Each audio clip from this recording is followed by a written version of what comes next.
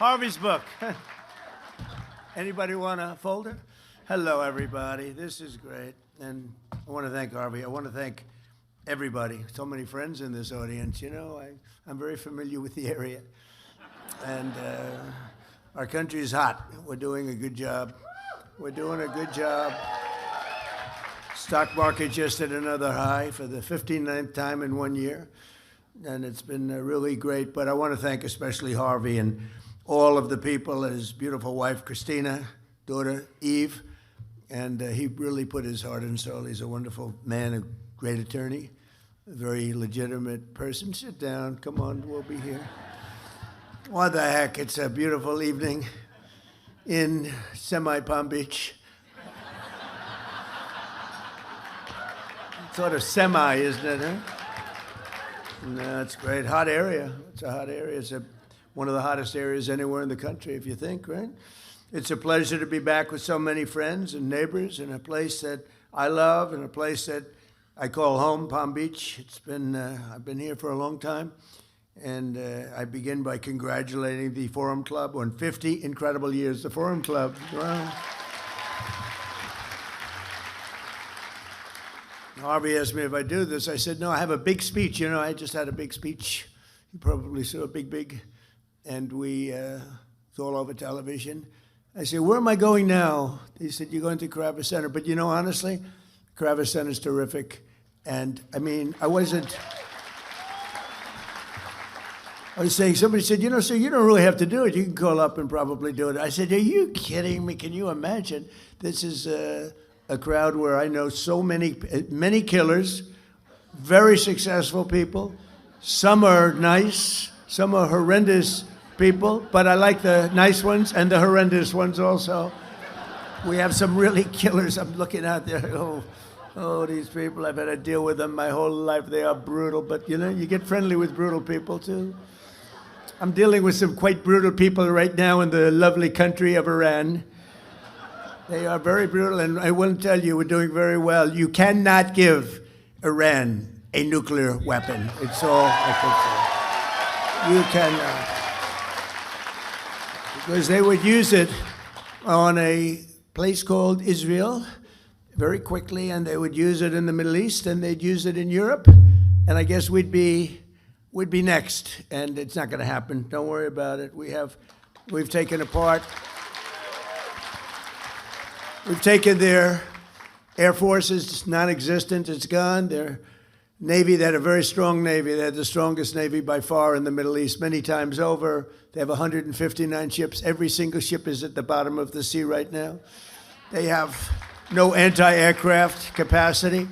They have no radar. They have no leaders. Actually, their leaders are all gone, too. It's part of our problem. We don't know who the hell we're dealing with.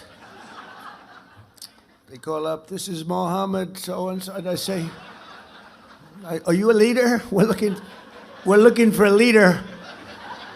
It's the only country in the world, nobody wants to be a leader. You know, they say, would anybody like to be president? And there are no takers. But I think we're doing a great job over there, actually. We have they use the Hormuz Strait as a weapon for many, many years. They said they'll close it. So they closed it, then I closed it on them, which is sort of, they want a little business, they get no business.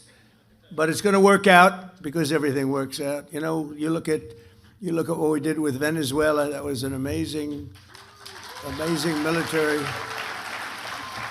maneuver. And now we have a great relationship with Venezuela. 100 million barrels of oil we've already sold. It goes down to Texas. It goes to be refined in Texas. 100 million. We're going to be another, over the next month, it's going to be another 100 million. And you'll be happy to hear this because you're a lot of great business people here. This is the first war that you've seen in the United States for a long time where we actually have paid for the cost of the war by about 37 times already. In other words, it cost us a lot. We had those big, beautiful aircraft carriers, lots of planes and everything else, but we've paid for it many, many times over. And we're getting along great with the people, the leaders of the country, and we're working with them very closely, and they're relying on us totally, and the relationship is very good, and they're doing more business now than they've done in 15 years probably. And we have the oil companies all moving in. The big American oil companies are all moving in. It's really been amazing. And then I said, well, all right, now we can take a little pause. We ended up doing the, you all know, you people that probably see the stock market more than almost anybody in the world. There's no group in the world that's more stock market oriented than the people in front of me. Many of you are responsible for some of those successful stocks. But the stock market hit today an all-time high again. It hit one yesterday, hit one the day before, during what they call a military operation. You know, they don't like the word war, and they call it a military operation because that way you don't have a war, you don't have legal problems. But you ever hear a situation where we're knocking the hell out of somebody and we have a Congress, please, you've only got 3 days left. We spent 19 years in Vietnam. We spent 12 years in Iraq. We spent 7 years in another place, 2 years in another one, 7 years in another one. We had another one for 14 years, and we're in there for 6 weeks. What's taking so long? Now, we could leave right now. Right now, if we left right now, it would take them 20 years, 25 years to rebuild the place. But we're not doing it because we have to do it totally right. We don't want to have somebody coming back in 5 years and you have an incompetent president, which we just went through 4 years of a very terrible situation, very incompetent. But this should have been done long before I got to office, so we had to do it. The crazy thing is I had all my financial people, Scott, Howard, all of the different people. And we're celebrating the success because we have the highest stock market. We broke 50,000 on the Dow. Nobody thought it was possible. They said maybe at the end of the fourth year, but probably in 6 years, 5 years, but not during this term. It's too much. We did it at the end of the first year. Then we broke 7,000 on the S&P. We did that at the end of this year, long ahead of schedule. And then I said, we have the most successful, by the way, more oil is being drilled right now than at any time in the history of our country.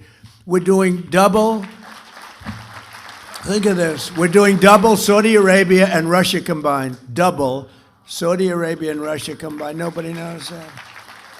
And you see all of those big, gorgeous ships coming up from all over the world because the strait is closed by us, and they're coming to Texas now and Louisiana to load up, big ones, 2 million barrels of oil, the big ones, those are the big ones, and they're all heading up, and you see the line, they call it the conga line, I don't know what that's supposed to represent, but you see those graphs, it's made from Space Force, we were responsible for Space Force, we needed Space Force, we were being killed in space by China, by Russia. In my first term, I created Space Force, first time in 79 years that we did a new division, a new grouping, because you had the Marines, the Army, Navy, the Marines. We had the Coast Guard. We have all of the different branches of government, the Air Force, and they thought the Air Force and the Space Force would stay together, but the Air Force wants the Air Force. They're not going to give, and space is so important now, and we did Space Force, and all of those things, many of those things that you're saying is because of Space Force. And now Space Force we were losing badly in space to Russia and China militarily. Now we're way in the lead, way in the lead. We have the greatest space capacity of any country in the world. So we're very proud of that. We need it. We need it for protection because it's a nasty world out there. We need it for protection. So we're very proud of Space Force, but they, among other things, they give you beautiful satellite pictures of what's happening in the world. And when you look at the Hormuz Strait and you see all of those ships, all of those people and ships that they want to get out or they want to get in, they're all over the place. They're like little ants, right? They look like a little anthill. And hundreds and hundreds of ships. And we have a navy that is unbelievable. We put up, it's a blockade. It's a blockade. And you saw the other day where a massive tanker, this was bigger than 2 million barrels, a massive tanker was trying to run it, and the young captain of the ship from Annapolis, these guys are like central casting. You could put You could put him in. I'd say something about Tom Cruise. I was going to say better looking than Tom Cruise and taller, but I'm not going to do that because he's a friend of mine. I can't do that. But they're like central cat. You could move them to Hollywood right now. They'd be movie stars. But you saw him saying, we have guns trained on your ship. Turn your ship around. Turn. And this is loudspeakers that go over the ocean, and they hear them from 2 miles away. Turn your ship around. Turn your ship around. And all of a sudden you, yes, we are going back to Iran. We are going back. They turned it around. It takes 10 miles to turn the sucker. You know, it's not like turning around a bicycle. It's big stuff. And then we had the other one you saw from 4 days ago where they were going to ram we call it an iron wall. It's essentially an iron wall. We have such great military and great Navy. And they were going straight through. And they said, turn your ship around. And there was no response. Turn your ship around. Evacuate your engine room immediately. And you see all these guys running out of there. Now, they're 5 miles away, and one shot into the engine room, blew up the engine room, the ship stopped. They used tugboats, and then we landed on top of it. On top of everything else, we then land on top of it, and we took over the ship. We took over the cargo, took over the oil. It's a very profitable business. Who would have thought we were doing that? We're like pirates. We're sort of like pirates. But we're not playing games because, you know, for 47 years, Iran has been pushing everybody around. They're the bully of the Middle East. They've been scaring everybody, Israel and Qatar, Saudi Arabia, UAE, Bahrain, Kuwait, all of them. They're all, it was the bully of the Middle East. I understand it. Bush made a mistake. He took out Iraq. You know, Iraq, and by the way, I congratulate the new president of Iraq. I endorsed him. I'm now in the business of endorsing political leaders from foreign countries, countries that nobody's ever seen before.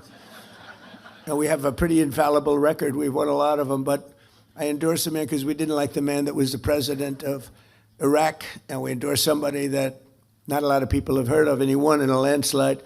So I just spoke to him yesterday. But the relationships we have relationships that are very, very strong, very powerful relationships, and I think the Middle East is going to be taken care of. We had a lot of conversations with the leaders. I call them the new leaders. I call them the new regime. You know, they kept saying, the radical left, where is regime change? Well, if this isn't regime change, there's no such thing.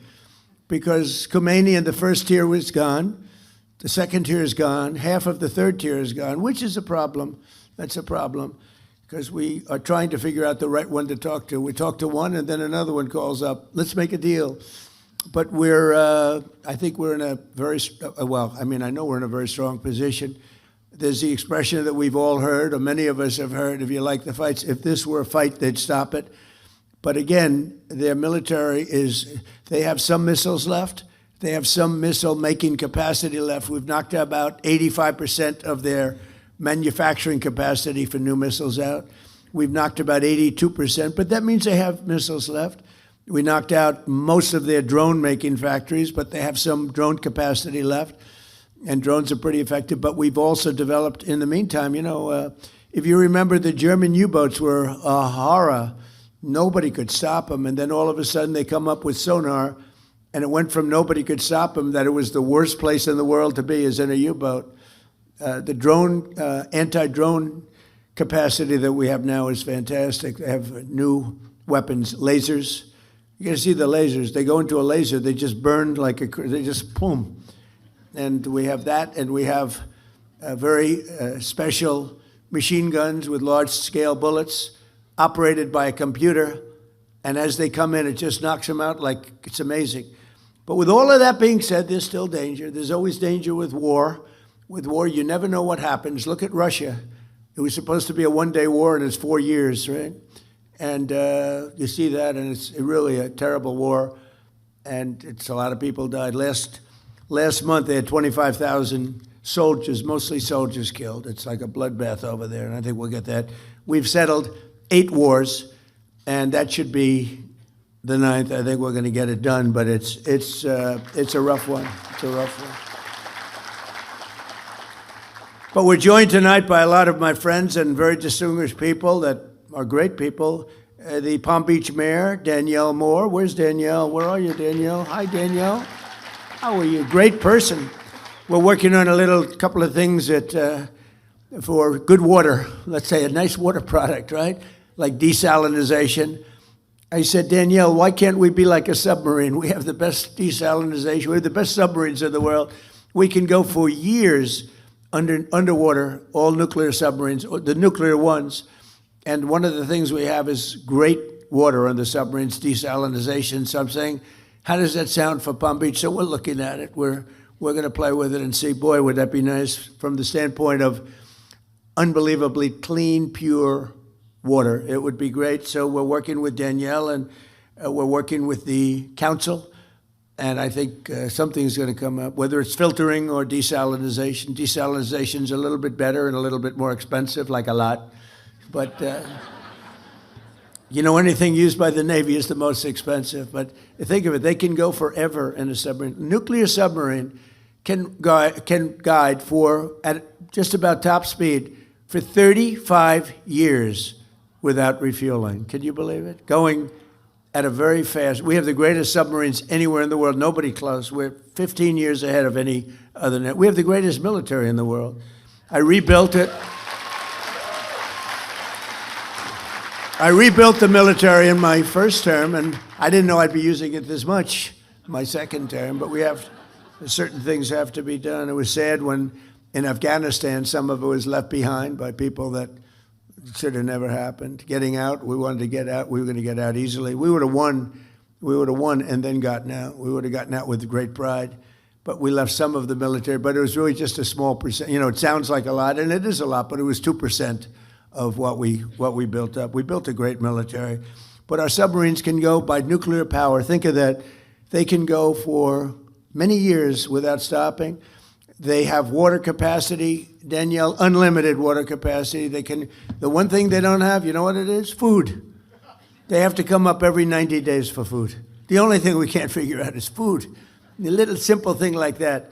But it's really amazing, some of the things that we're able to do with the military, with a lot of other things too. Palm Beach Town Council President Ted Cooney. Thank you, Ted. Thank you, Ted. Good job. Good. Palm Beach County Administrator Joe Abruzzo, who's a phenomenal. You got a diamond there. Hey, I know a lot of town administrators, and you don't want to. This guy is a diamond. Thank you very much. You're doing a fantastic job. Thank you, Joe. A friend of mine, even though he's a Democrat, sort of a Democrat. I don't know if he's a Democrat, but he goes as I'll tell you one thing, he's a great sheriff, and he's a popular guy. Sheriff Rick Bradshaw.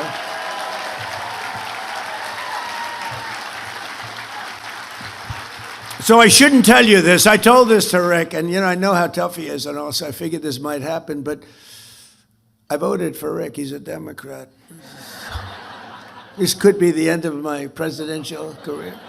I voted for him, and one of the reasons I voted for him was he's great. The other was that I was afraid he'd check my vote. And you know what? I think he did, because there was a story in one of the papers that, I don't know, I did some filing, and they actually checked my vote, and I voted for Rick. So that's pretty good, right? All right, I'm in trouble with the Republican Party, but they'll understand. I'll figure that one out. Great job, Rick, really. Candidate for mayor of West Palm Beach, Christina Lambert. Christina, wherever you are, good luck. Good luck. And former Florida CFO, Jeff Atwater. Jeff, thank you. We have a friend of mine for a long time, Pepe Van Hool. He has a monopoly on the sugar market. I don't know if that's good or bad. Pepe. I think it's good. It sounds good to me. He has a monopoly on sugar throughout the world. He's also one of the largest property owners, maybe the largest in all of Florida. And Pepe Jr., who is just like the father, he looks like him, sounds like him. He might even be more vicious, if that's possible. But they're both here. Pepe Van Hool, where are you, Pepe? And Pepe Jr., good. They are great people. And he's been a supporter of mine from the beginning, right almost before I ran, he said, you know, if you run for president, you're going to win. Before I even announced. It was sort of crazy. He's been there from the beginning. Thank you very much. We appreciate the friendship. Great guy. I actually did tell Coca-Cola, why aren't you using real sugar? And they said, well, we have, you know, the aspartame, whatever it is. I said, no. In other countries, you know, believe it or not, Mexico, who does not like me after the change of the name to the Gulf of America, the president called me up. This is 6 months ago. You know, we have 92% of the waterfront. They have 8%.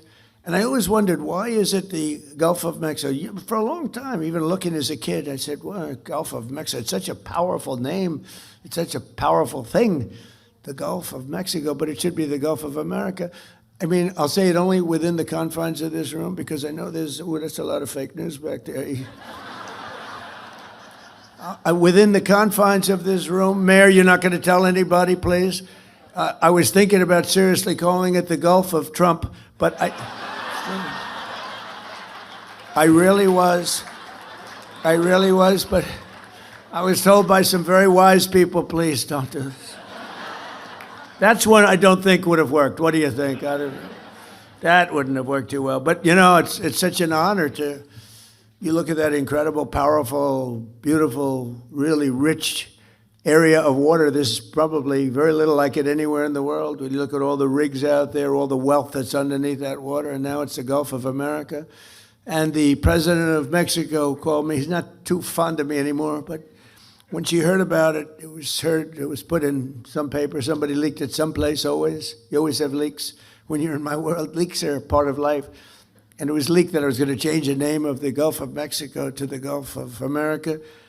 And she's a beautiful woman, a very nice, you know, I never like to talk about beauty because that's usually the end of a political career. If you say somebody's a beautiful woman, they say, what a terrible, terrible thing. Everybody hates it except the woman that you're talking about.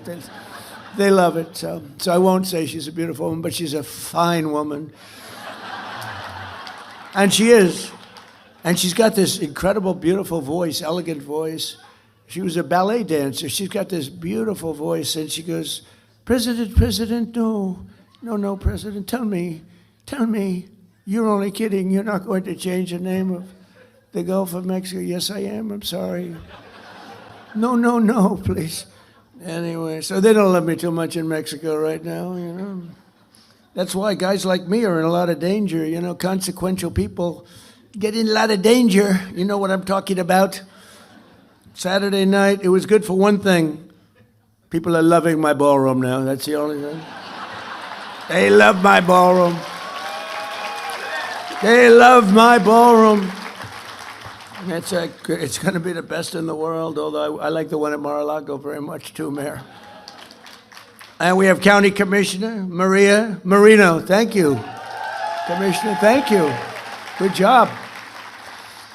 And former Congressman Dan Micah. Where is Dan Micah? Thank you, Dan. Good job. An architect who's really talented. He's done a lot of work for me. He's got a flair, a beautiful Hispanic flair in particular. And he comes from originally a place called Cuba, which we will be taking over almost immediately. No, Cuba's got problems. We'll finish one first. I like to finish a job. On the way back from, what we'll do, on the way back from Iran, we'll have one of our big, maybe the USS Abraham Lincoln aircraft carrier, the biggest in the world. We'll have that come in, stop about 100 yards offshore, and they'll say, thank you very much, we give up. But this man really is great. Rick Gonzalez, he's a great architect. Where is Rick? He's doing a couple of projects for us now. He's doing some beautiful little projects that we have going with my son, Eric, who's fantastic. He's done a great job. And former Ambassador Robin Bernstein is here. She went out and learned Spanish, right? Dominican Republic.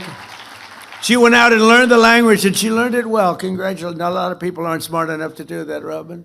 Most people don't bother doing it. I wouldn't do it, to be honest with you. But Palm Beach County is a very special place, and Palm Beach is a very special place, and it should be no surprise that Across my first and second terms, residents of this community have served our country with exceptional devotion and skill.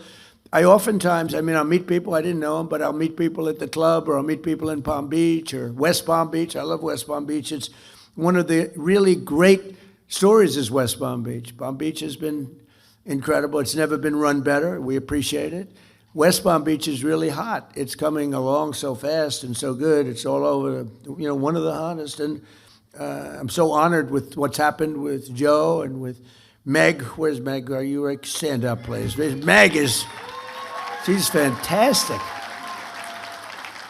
But I do want to thank you, and I want to thank everybody that voted. We had really bipartisan vote, if you can believe it. I'm not used to that, when you have Democrats voting, but with a name change on the Southern Boulevard and the airport, and I can only tell you we will work to deserve that name, and we love you guys, and we're working with you in Washington on a lot of different things, and I think it's been a great partnership. Florida generally, but this area, I feel so strongly about it. We have to help and make it even better. All over the world, they love it, and they talk about it, and we have to make it and keep it first class and the best. But I want to thank you very much. I know how hard you worked on that. She's a really great person, and I don't know what her future is, but I think it's really good politically. I think she's fantastic, and she loves animals, right? She loves her and her husband. They love animals, and that's good. That usually is very good for votes. I was never as much, they all wanted me to buy a dog when I went to the White House. They said, sir, you'll be the first president in 68 years or something that doesn't have a dog. I said, it's not going to work for me. No, they like pictures of Biden walking his dog, all that, but his dog was a vicious dog, kept biting our Secret Service people. No, we had 28 bite problems, 28. This was a violent dog. That's not a dog I'd want. But for 60 years, I guess, even longer, every president's had a dog because they do it for votes. Some of them do it because they love the dog. Probably most of them do it for votes. And I thought it would look quite fake. Like the fake news, it was quite fake. Can you imagine? Donald Trump has purchased a lovely, lovely little poodle. And he walks him religiously every day on the White House grounds as he's inspecting the ballroom that's going up. They walk deep down into a foundation that's going down to China. There's a lot of stuff going on in that foundation, let me tell you. A friend of mine said, boy, that's the deepest foundation I've ever seen for a ballroom. I said, yeah, a lot of things happening there. But we have several friends of mine that were great with us past and present. We have Secretary Commerce, former Wilbur Ross is here. Thank you, Wilbur. Thank you, Wilbur. We have former Ambassador Woody Johnson, who's a great guy and you were a great ambassador. We appreciate it, Woody. Great guy, and the owner of the Jets, and current director of the Federal Housing Finance Agency, a man who has taken the Fannie Mae and Freddie Mac, but Fannie Mae, it's over $1 trillion in value. When I gave it to him, it was not doing well, and he's turned it around, and it's worth over. We're thinking about taking it public, taking a little chunk out of it. I don't know what the hell we're going to do. It's peanuts compared to the values of, you buy 15 missiles. You take it public, it buys 15 missiles. But Bill Pulte, where are you, Bill? Bill. No, it's true. My first term, I was offered $100 million for that. And I turned it down because the guys that were offering me were very sharp. Two of them are sitting in the room, by the way. They're not happy. But I turned it down because I didn't want to. Did you ever hear of schmuck insurance, right? I didn't want to be a schmuck. I didn't want to have them flip it for $500 million in 2 weeks, which is always a possibility. It's always a little scary, especially in the world of politics. I was with a bank, a very good bank, a very hot banker who's going to the head of one of the biggest banks in the world, and he was also in charge of real estate for the bank, and they had a corner building on 57th and 5th Avenue in New York, and he wanted to sell it, and he made a deal, quick deal, nobody even knew about it. It was quick, and he sold it for $25 million, and the person that bought it flipped it the following week for $97 million, and that was the end of his job. That was the end of his rise. to the chairman of the bank. So I don't want to be in that category. But we kept it. I put Bill Pulte in charge, and I think it's worth over $1 trillion now, right? So we kept it, and we didn't sell it, and that's good. That's good. But not only have we lovingly restored they call it the crown jewel of Palm Beach, Mar-a-Lago, but we turned it into what everybody acknowledges. It's the hottest club anywhere in the world. I mean, I hate to say it about my club, but it is truly everybody that's been there. It's the hottest club anywhere in the world. And very importantly, it creates hundreds of jobs and brings thousands of travelers here each year. And then we have all the weddings and all the conventions and the events that we have there are spectacular. And they say it's raised more money as a ballroom. It's raised more money than any other ballroom anywhere in the world for charity. We raise tremendous money for charity. It's every other night you'll see it. They raise it for incredible things. And just as Marjorie Merriweather Post, who, with her husband, E.F. Hutton, that was a power couple. E.F. Hutton, remember? E.F. Hutton talks, everyone listens, right? He was the #1 guy. He's like some of the guys in this room was in a long time ago. This was in the early 1920s, roaring 20s, but Marjorie Merriweather Post was married to E.F. Hutton. She was the richest woman in the world, and they wanted to build something incredible, and they envisioned everything, and they bought the lot in South Florida. She bought it because that's where the great reef, if you look at the maps, you have a great stone. It's a source of unbelievably powerful stone. It's a stone jetty, and it ends right there. She bought it there because there wouldn't be any settlement when you built the house on that settlement. It ends right in the backyard, actually, and it's really pretty amazing. She envisioned something really great, and she built Mar-a-Lago along with E.F. Hutton. And at the time, and then you had the Depression, but she wasn't affected by the Depression, and she actually built other sections onto it because she wanted to give people jobs. She did a fantastic job. And she always wanted that to be the Southern White House. And in fact, when she died, she left it to the White House Historical Society. And the late, great Jimmy Carter decided that Mar-a-Lago was too expensive for the United States. So fortunately for me, he gave it back to the Historical Society, and I bought it. And we spent a lot of money and made it great. I lived there for a while. Then I said, this is a very big house to live in. And, we had kids, and you have the kids running around the house. You can't find your kids ever. Where are they? Where are they? Which floor are they on? But it's a special place, and it's become a great, great club. And we've had all the foreign leaders, most of them. We had President Xi of China here a few years ago, and I'm going to be there in 2 weeks, by the way. That'll be interesting. But it'll be something because, he's amazing. He's an amazing guy. And the trip is going to be a very important trip that I'm making. And we had the late Prime Minister Abe of Japan. He was a fantastic man. He was a great friend of mine. He was assassinated in Japan with probably the only gun in Japan. They don't have guns in Japan at all. This crazy person made a gun and assassinated our friend, my friend. He was great. And we've had a lot of the other top leaders of the world at Mar-a-Lago. So good for Palm Beach. It's interesting. They have a lot of Secret Service, as you can imagine. Probably gets even more, but we have a lot.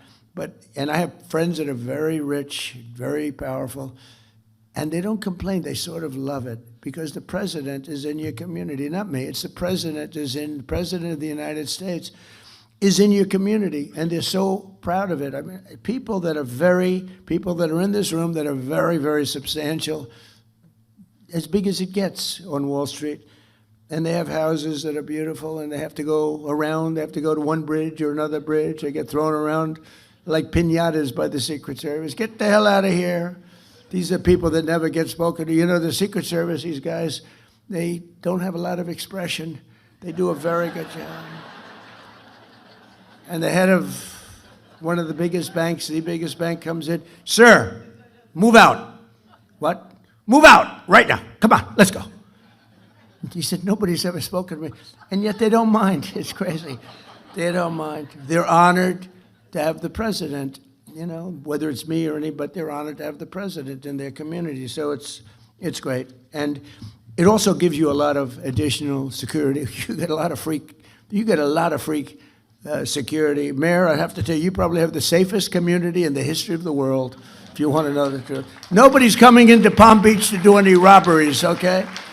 In addition to a really great police group that you have, they work very closely, and the firemen and policemen, and we have the ball over, the policeman and firemen's ball, and I think it's become the hottest ball over with John Scarpa and all the people, Tim, all of the people that do it. I think it's the hottest ball, but it's an honor to work with the police. I also based my campaign here on election night in 2024. We had a great victory party just across the street in the convention center, and that was quite an evening. We were waiting for the decision, and it came early, it was around 9:02, and they said, Donald Trump will be the next president of the United States of America. It was very cool, actually, I thought. And it was right across the street. It was right across the street, and then we had some crowd. Joe, you could use a little bit larger convention center, whatever you can do. Get that thing. I know you are. If you're working on it, it gets done. And so it was from Mar-a-Lago. We were there, and then we came over here, and we had a tremendous crowd. And we celebrated a tremendous thing. And our country now is just amazing. And we were laughed at and mocked. For 4 years, we were mocked. We were laughed at as being a stupid country. And now we're thought of with great respect, like we haven't been thought of for many, many decades.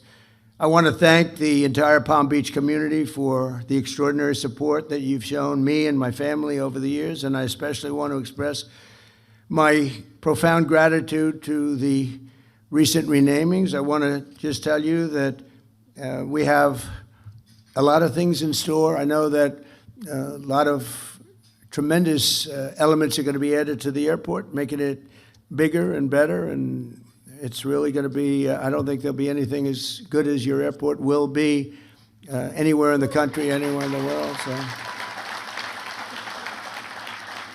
So that's the way I feel, and that's very important. In Washington, they say, sir, which airport would you like most to fix up? I said, how about Palm Beach? You know? So you'll be all very happy. And, you know, it's right now, I own Doral, and right now we have a tournament. I'm so busy.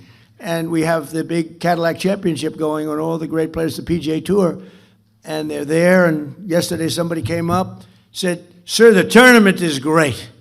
I said, what tournament are you talking about? I'm so busy with the Iranians trying to make a good deal, and we're not going to let that happen. But they've got to make a bad deal. But if they make a deal at all, because frankly, maybe we're better off not making a deal at all. Do you want to know the truth? Because we can't let this thing go on. Been going on too long. But under the leadership of Secretary of State Marco Rubio, a person from Florida, right? We're working hard to bring the 2035 World Expo to Miami, to Florida, and we'll support the jobs. It'll be bringing hundreds of millions of dollars, and it looks like we've got a real good shot. You know, I brought the Olympics here in my first term. I was the one, I got the Olympics, and I got the World Cup, both of them, and then the election was rigged. You see that now? How about the Southern Law, Poverty, whatever the hell they call it, where they supported the Ku Klux Klan and all sorts of other things, only to fight the Ku Klux Klan politically. They out there, we are fighting the Ku Klux Klan. They're the ones that are supporting it, giving it hundreds of, and many others, some even worse if that's possible. And now we found out, we got a whole lot of stuff coming. But I got the Olympics and I got the World Cup, and they're coming in now. And, you know, it's interesting how things work out, because I missed my second term the traditional way, right? It was very sad. I had to make a decision what to do. And I said, you know, when I got the Olympics, I said, boy, it's really sad because I got it. Nobody else, I got it. And I was dealing with those guys politically, and they said, sir, we're going to choose the United States of America. I said, wow, that's great. It was the Olympics. Then the World Cup. Johnny Infantino, who's the head of it, he's a friend of mine. I said, Johnny, you got to give us the World Cup. And he gave it to us. The problem was it wasn't in the next 4 years. It was in 6 years and 7 years, so I wouldn't be president. I said, you know, I got the Olympics, I got the World Cup, and I won't be president. And then all of a sudden I realized I am going to be president during the Olympics and the World Cup. It's amazing. And, it's very interesting, though. I tried taking the third because we also have the 250th year. This is a great term when you think about it, with all the things we've done. And on top of that, and then we did the great big beautiful bill with no tax on tips, no tax on Social Security, no tax on overtime, all sorts of things. It's turning out to be very popular. People are now understanding it. But when I got these, I said, 250 years, okay, I got the Olympics, I got the World Cup. Maybe I can also claim the 250-year thing that I got that too. So I tried. I said, I also got 250 years. And they said, sir, you didn't get 200, with 250. Okay, well, I gave up. So I gave up on that one. But we're having an unbelievable celebration. And in fact, on June 14th, not so far away, the UFC is going to have, I think it's the most exciting. I've been involved in a lot of events. I've given out a lot of tickets. I've sold a lot of tickets to things. I don't think I've ever had anything. This is going to be wild. We have a 5,000-seat arena being built right opposite the front door of the White House for the 250th. And that's going to be June 14th, which is my birthday, which is absolutely, Flag Day. Flag Day. But and that's a coincidence. It is not, I didn't do that. It just worked out that way. It is actually true, I swear. I did not do it. It worked out that way. But it's June 14th. At least it's easy to remember. And they're building, it's going to be a Sunday night, and it's going to be on CBS. And then they're having, that'll be a 5,000-seat like arena that's going to be sort of a one that they put up. UFC, Dana White, the great Dana White, he's fantastic. And then they're having anywhere from 75 to 100,000 people in the park. Right across from the White House is a beautiful circular park, ellipse.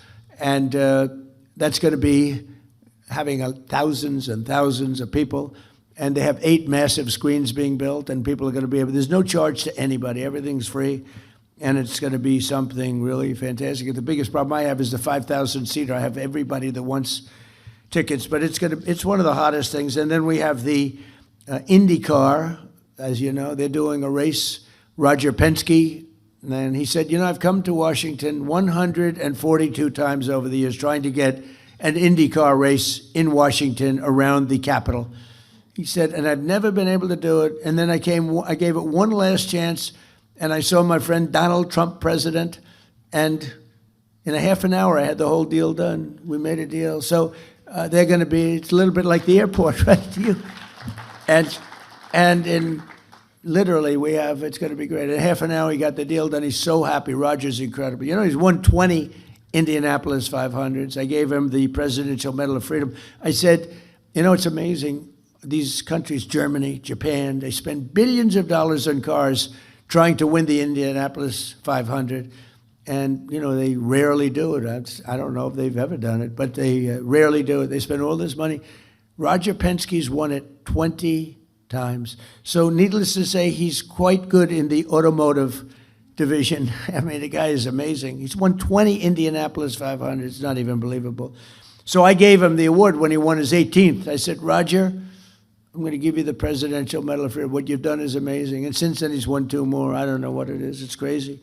But he's a fantastic guy. So we're going to have the Indy, which are the racing cars, the Formula One type car. And that's going to be something that everybody's looking for. We're providing $42 million of improvements in Florida railway safety. You know that. And $210 million to the state for rural health care.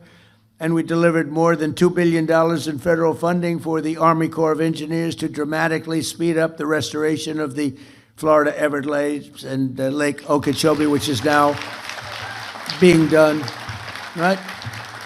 We're doing that. A lot of it's been done. I got it done in my first term, but we're adding to it Okeechobee and, all the things that benefit you. And today we delivered a huge win for our great fishermen and anglers in the state. And we have any fishers? I don't think this is a fishing room, I gave this statement a little while ago in the villages, and the place went crazy. I don't think any fishermen here? Well, that's not bad. Well, then you like this. That's better than I thought. But all state permits for the 2026 red snapper recreational season, as you know, was brutal with the federal government. You couldn't do anything. They let you catch a half a fish. If you caught 2 fish, they want to put you in jail, give you the electric chair. If you're lucky, you'll go to jail for the rest of your life instead of the chair. It was brutal. And so for years, our great fishermen have been punished in Florida and some other states with very short federal fishing seasons, like how about 2 hours? Go fishing. You go fishing for 2 hours, and then you have to pull it in and get the hell out of town, or they'll arrest you. But they gave you record short season, and I'm giving you unlimited seasons and federal seasons despite record fish populations. It's hard not to have a record fish population when nobody's been allowed to fish, essentially. And the states are begging to get these permits, and what we're doing is we're doing it. And the very incompetent Biden administration tried to shut down the oceans to our fishermen. And that, look, the ocean's a big place. It's a big place. But we love and respect our fishermen and all of those people that love that sport and love it. And so I'm very happy to announce that we just spoke with NOAA. That's your big group that does all of the work on regulation. And we're delivering to you all of the permits that you need for long-term fishing and lots of fishing. And enjoy the red snapper or whatever the hell you catch, because you're allowed to catch it now without going to jail for the rest of your life, okay? And with the support of many people in this room, a lot of them, we had the most successful first year of any administration in history, they say. Even the radical left Democrats are saying that. We took the most dangerous, unsafe, violent, and open border in the world, and anywhere in the world, there's no border like this, and created the most secure border in U.S. history with 0 illegal aliens entering our country in the last 11 months. Think of it. We went from 25 million people coming in to 0, and the people that make up that list are the Democrats. Nobody even tries to come in because the border is so tight right now that you just don't even try. It's amazing. And we had an open border that was allowing terrible situation. We were allowing people in mental institutions, drug dealers, murderers, 11,888 murderers coming into our country. Many of those people murdered more than one person. One murdered 7 people, and they're releasing them into our country. It's terrible. The murder rate in the United States is now the lowest it's been in 125 years. Can you believe that? It's sort of terrible to say in a way, because who wants to talk about murder? But we had a murder epidemic, and it's now the lowest since before my father was born, 125 years, 1900. And that's an amazing thing. And the crime rate in the capital, Washington, D.C., which was a disaster. When I came in, it was one of the more dangerous cities in the country. It's now the lowest, it's considered now one of the safest cities in the country, which it should be. We moved in the National Guard. We took out over 5,000 hardened career criminals. Many of them came in during the open border of Joe Biden, and they made it just a horrible place. It was never that safe, believe it or not. People were getting killed, but they were losing 3 people a week on average, murdered 3 people, 150 people a year. Kids would come in to see the Washington Monument or the Lincoln Memorial, and they'd go home in a casket. They'd call their parents and say, "I'm sorry, your son's been killed." And we moved some very strong people into the area, and in a period of a month, it was much better. 2 months, it was better yet. And now it's considered a very safe city. Restaurants which were closing all over town. They were even dangerous if you got there. They'd rob the interior of the restaurant. They'd go and raise your hands, give you money. It was terrible. And it's a very interesting statistic, Mayor. So 90% of the crime is committed by 2% of the people. And that's really good, because that means you can solve the problem. If it was 25% of the people, that's a tough thing. 2% of the people commit 92% actually of the crime. It's incredible. It's great because you get rid of them and you don't have it. We took out over 5,000 hardened career criminals, numerous murderers, and they're gone. They're back in their countries or they're in jails. We've secured the largest reduction in drug prices in American history. Under my most favored nation agreements, we're delivering your record-setting discounts with price differences of 400, 500, and even 600% lower. And what that is most favored nation. We were the highest priced drug nation anywhere, prescription drugs, anywhere in the world, by far the highest. A drug that would sell for, like the fat drug, you know, my friend became a very famous, he's begging me not to announce his name, but I use him as an example. He's very smart, very fat. And he was in London and he bought, he called it the fat, I said, I get one of those fat shots. And I said, it's not working. He's become very famous because he's really the one that got me onto this. It was like crazy. He said, in London, I buy it for $87. In New York, it's $1,300. The same exact, and he's very smart, very rich, actually. Highly neurotic. He's a neurotic guy. Highly neurotic. Most neurotic people, they're either really wealthy or they fail badly, you know. You want controlled neuroses. His is not controlled, but he's smart. He checked out the company. He said it's the exact same drug from the exact same factory, made in the same plant. Everything was except the price. One was $87 in London, and one was $1,300 in New York. He said, what's going on? And actually, it had a little bit of an impact, and I went to the drug companies. I went all over. They've been looking at this for years, but there was no way you get the drug companies to do it. I got them to do it. I did a lot of bad things to them, but I got them. But they didn't care because they said there's no way to get the countries to do it. You had to have the country because in London, a pill that was selling for $10 would sell for $100 in the U.S. In Berlin, $5 compared to $87, $90, $95. A tremendous, sometimes 10 times, maybe more than that. So they said, you'll never get the countries, sir, but we're with you. They didn't know this was going to happen. I said, I'll get the countries 100%. So I called up, you might have seen this. I mean, I've said it a couple of times. I called up the countries, and I got France. That's Emmanuel Macron. Beautiful accent. I said, Emmanuel, you're going to have to lower your drug prices in the United States because you're making it impossible for us. I mean, your prices are low and our prices are high, and you're going to have to, no, Donald, I will not do that. You see, there, you know, because the world is bigger than the United States, it's really not as bad for them as it sounds. If they double their price, we can lower our price to them because of the size. You know, it's a world situation. The whole world was ripping us off. We were paying 10 times more, 5 times more, crazy. And so I said, no, Emmanuel, you will do it 100%. No, I will not do it. So if he had a pill that sold for $10 and he had to sell it for $20, that's a big increase, right? But I said, it's not fair, Emmanuel, because we're not fair. You will do it, Emmanuel. You will do it. He said, no, I won't. I said, here's what I'm going to do, Emmanuel. If you don't do it, I'm going to put a 200% tariff on your wines and champagnes that you sell into the United States, and it's effective on Monday morning. Donald, like I said, I will do it. I'd be glad to.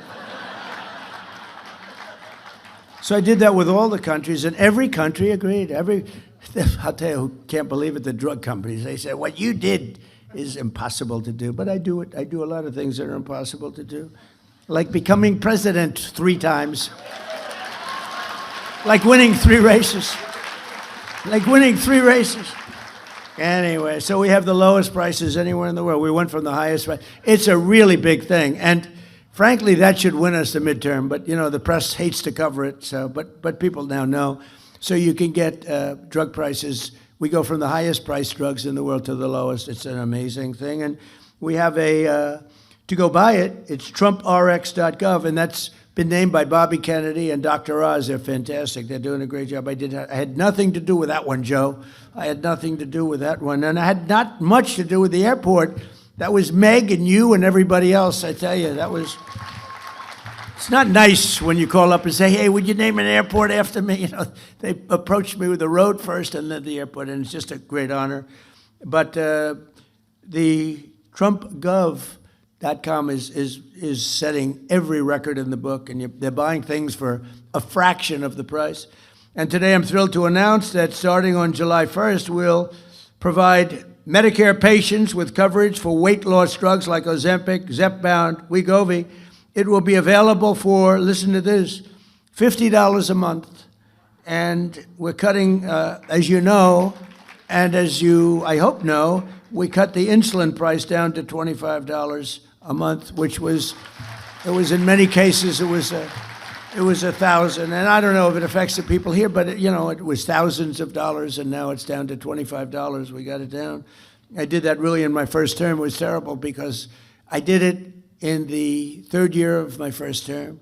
I got it down to $25. And then they told me, sir, it will take statutorily, it'll take 2 years, one of those deals, it'll take 2 years before it can go to that price. I said, I better win the election.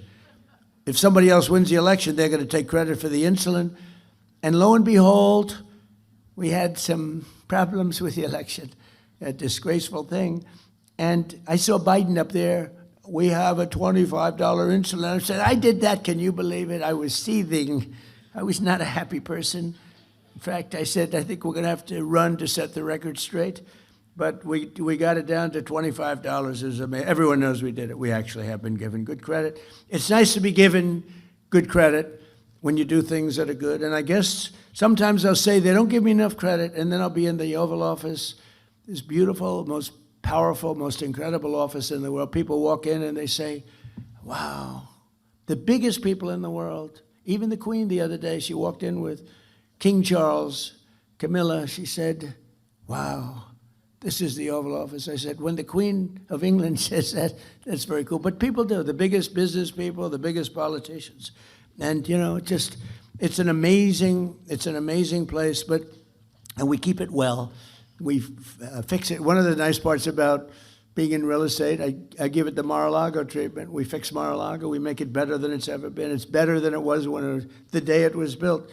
So we have a lot of fun. By the way, the King and Queen were fantastic. They were here. What great representatives they are for their country. Really high quality. When he got up and made the speech with that beautiful accent, I said, well, that's the one thing I'll never have is that accent. I'd like to have that accent, but no, it was very elegant. He's a very elegant person, very good person. So in 4 years, the last administration took in much less than $1 trillion. And in 11 months, so you got 4 years, less than $1 trillion, and in 11 months we took in as an investment where countries and people, rich people are investing. In 11 months we took in over $18 trillion, which is a record. And we passed the largest tax cuts in American history. And you have your 1 year deduction that people never thought would be possible. Instead of over a 38-year period, you're taking it in 1 year, and nobody believed a thing like that was possible. I did that actually for a shorter period of time in the first administration. I think we had the greatest economy in history in my first administration, and in the second, I think we're blowing it away, but we had to make a detour. I'm sorry, we had to make a detour to Iran. Everything will snap back. We were down to less than $2 for gasoline in Iowa. I was in Iowa 2 months ago, just before the little skirmish took place, is taking place, and price for gasoline was $1.85 a gallon, and we were a lot of places were $2, some below $2, and I believe it'll snap back very, very quickly as soon. There's so much oil; these ships are loaded up with oil; they can't get out of the strait. I think we're going to have it solved. I think everyone in this room is going to be very happy and very impressed. Our tax cuts supported an estimated 408,000 full-time Florida jobs, you know that, and we delivered no tax on tips, no tax on overtime, no tax on Social Security for our seniors, which I think is the last one. I wasn't sure if that was the biggest one, but I can tell you in Florida it's the biggest one. No tax on Social Security for our seniors. We virtually eliminated the estate tax or death tax for people with small business and farms. So many farmers where they leave their farm, they're land rich and cash poor. They have a farm that's of value. They leave it to their children, their great children who they love so much. If they don't love their children, I say don't bother, it's nothing much. But if you do, if you want to leave your farm or your small business to your children, we have no estate tax. We have, they call it a death tax, that's what it is. And pretty amazing thing. And the case of farms, it's a way of life. And the parents would be on the farm, the kids would grow there, and they love it. They wouldn't do anything else. They would rather do that than anything else. And they used to get hit with a tax, a big tax that they couldn't pay, so they go out and borrow money from the local bank or whatever, and they weren't able to pay, and they would lose their farm, and in many cases they would commit suicide. Literally, they'd commit suicide. We don't have any death tax or inheritance tax anymore for the small farms and small businesses, so when you leave your business to your kid, you don't have that.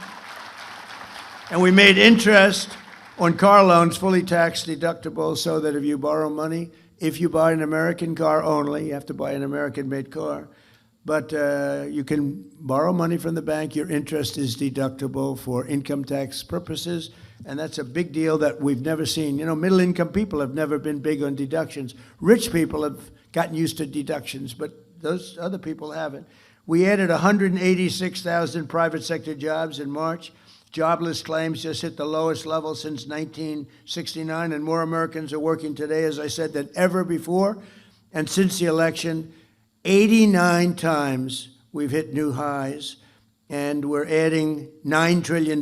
We've added in just 11 months, we've added over $9 trillion in value to the stock markets, and people with 401ks have really, I mean, it saved marriages, actually. One policeman told me my wife thought very little of me.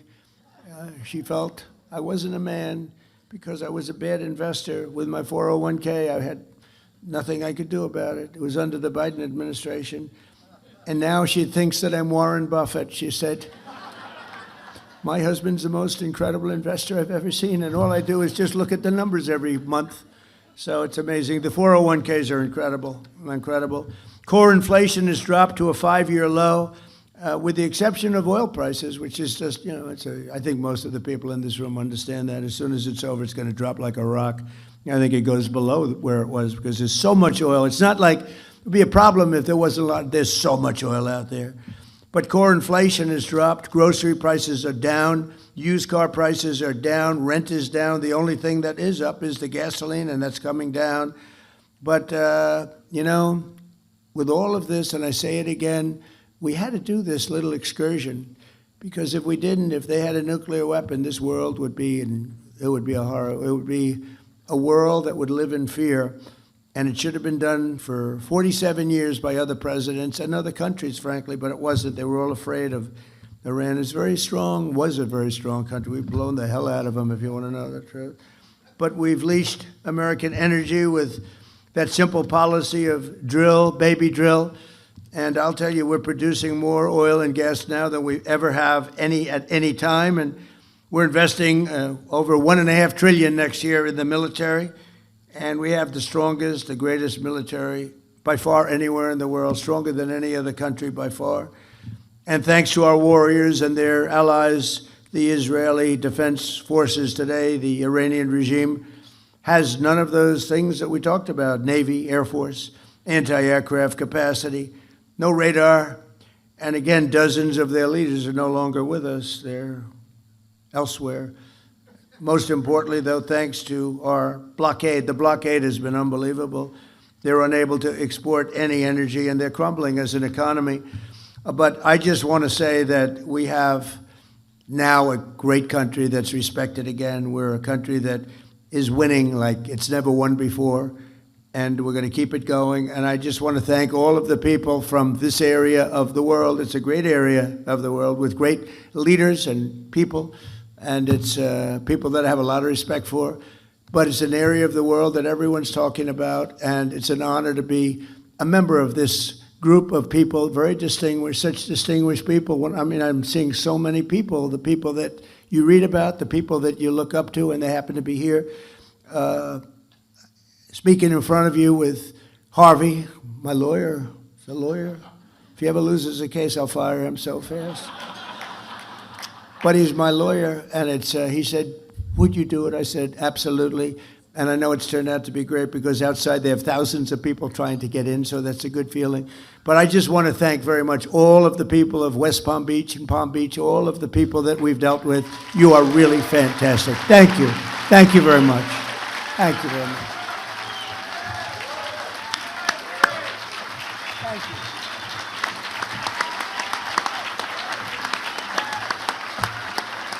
Thank you.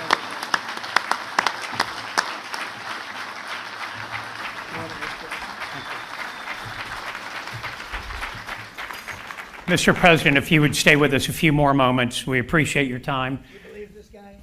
Yeah. We have a few questions for you. First, obvious question, Palm Beach is your home. Your children and your grandchildren all live in Southeast Florida. Key members of your administration are from our community. Your future presidential library will be in Miami. An airport here will be named in your honor. And you often govern from here. You own properties everywhere in the world. You could live everywhere in the world. Why do you choose our community? Why Florida? Why Palm Beach County? Well, before I do that, so Elton John told me, when you hit it big, you leave. We hit it big. Everybody's standing over. Now Harvey says, can we ask you a couple of questions? He said, when you hit that last song big, don't go out for an encore. Or if you go out for an encore, make sure you leave when it's hot. And here we are, we had a standing ovation, everyone going, they loved it, and Harvey has to ask me a stupid question like that. They gave me the question, sir. But you'll answer. Okay, here's my answer. You know why? Because I like the area. Okay, next question. I like short answers. 250th anniversary of our nation, which you spoke about. Is there a particular moment in the founding of our nation that has always resonated with you? Well, I think when you look at the wars, the revolution itself, you take a look at what took place. It's that 1776 is amazing. It's interesting. We gave our military a bonus, and it was $1,775. And I looked at the number, and I had to sign off on it. I said, wait a minute. This says $1,775. If we had one more dollar, Harvey, it's 1776, and I had to get approval. Can you believe? Actually, $1 is actually a lot, but it's not that much, and so we made it 1776. It's just special. I mean, the whole place. It's a special country. But when you look at some of the movies and documentaries about the founding of our country and all of the great people, George Washington, Abraham Lincoln, Thomas Jefferson, Lincoln later, but Thomas Jefferson, all of the original founders, and some of the ones that are least known are actually the most important and the most interesting, actually. But when you look at all, then you have the Civil War. The Civil War was brutal. It was a brutal. I always said, why couldn't that have been settled? And maybe it could have been, but it was a brutal war. It was supposed to last one day, and because Robert E. Lee was an amazing general, I deal with generals a lot. And I ask, who was the best general? A lot of them say Robert E. Lee, because he took something that was supposed to end in one day, and it went 4 years. And with the exception of Gettysburg, that was not good. That was not a good one. It was not a good day for him. But if that didn't happen, he would have actually won. They were going for New York, and they heard they were going up a hill, Harvey, just going up a hill. Robert E. Lee heard that. Stonewall Jackson was killed as great general, and so he didn't have him. He had another general, and they were going up, and he sent 5 messengers on 5 horses, hoping that one would get through because they were all being shot. It was a bloodbath, and it was never fight uphill, me boys, never fight uphill. He was fought uphill, and they just got wiped out. But that whole, to me, the Robert E. Lee era with Ulysses S. Grant, Abraham Lincoln, I mean, to me, that is such an amazing you can learn so much from it, but it was such an amazing time, such a horrible time, beautiful in certain ways, but such a horrible, horrible time. We have a fascinating country, whether you're talking about 1776 or a little bit later on, or I think right now, in many ways, I believe we're in the golden age of America. I'm glad he actually asked me this question, because I just used a term that I didn't use when I was leaving. I didn't say we are in the golden age, Harvey, of America, and we're living it, and I think it's a very exciting time right now. I'm glad you liked one of my questions, sir. As someone who came from the business world, you're now in the political world. What is the biggest difference between being a leader of a company versus being a leader of a country, if any? I can get myself into big trouble. Well, a lot of people ask it in a little different form. They say, who's tougher, politicians or businessmen? Because I dealt with both at the highest level. And I always said, businessmen are much tougher. They're not even close. But then I spent a little time in Washington. And now I say it's not even close. These politicians are ruthless, vicious, they are liars, unlike our people from our great town council. But these are vicious people. I mean, what I see, Shifty Schiff, all these crazy people that we have to deal with, think of it, Comey, how's he doing? No, the people that we deal with in Washington, they are very tough. And even the leaders of other countries, look, now we're dealing with Iran. So when they used to ask me that question for the first, Meg, I'd say for the first month, I would say, oh, businessmen. After about a month and a half, after getting impeached twice for nothing, I said, politicians are far worse, far worse. Yeah, right. So it's a big difference. I will say this, there's nothing more beautiful than a really good politician who's honorable.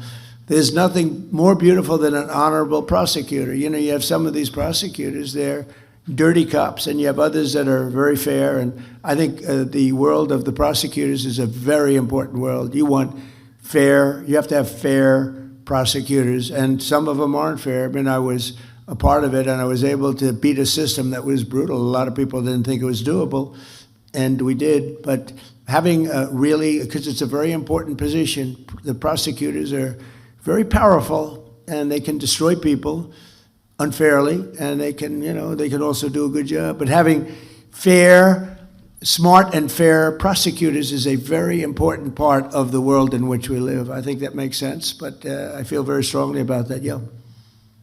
Last question.